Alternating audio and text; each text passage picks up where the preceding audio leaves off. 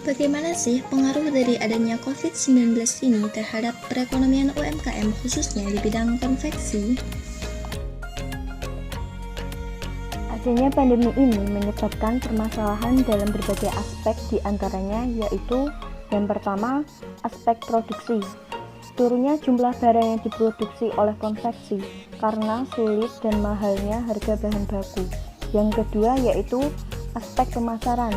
Pandemi ini menghambat penjual untuk memasarkan produk karena ditutupnya akses untuk keluar kota.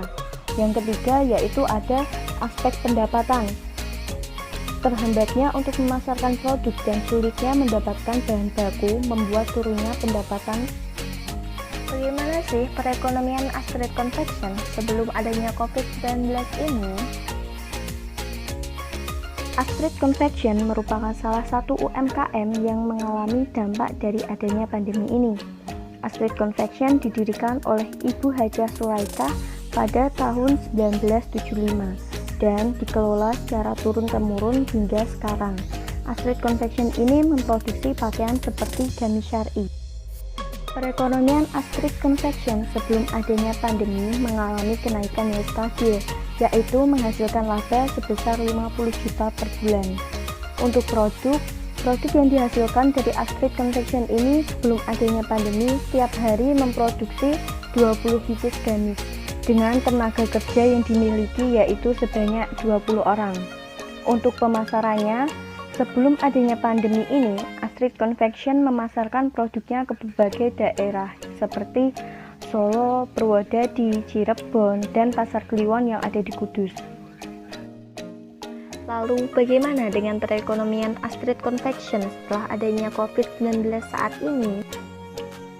Adanya COVID-19 membuat Astrid Confection mengalami kerugian atau penurunan omset sekitar 70% atau sebesar 35 juta rupiah. Selain penurunan omset, pandemi juga membuat Astrid Confection mengalami penurunan dalam memproduksi gamis, sehingga berpengaruh terhadap pengurangan tenaga kerja. Dan pemasarannya pun juga terbatas, hanya di daerah Kudus saja. Selanjutnya, apa sih solusi untuk Astrid Confection? Menurut kelompok kami, di masa pandemi atau new normal saat ini, yang harus dilakukan Astrid Confection dalam aspek pemasaran bisa memanfaatkan teknologi yang ada, yaitu dengan cara jual beli online, seperti Shopee, Bukalapak, Tokopedia, dan lain.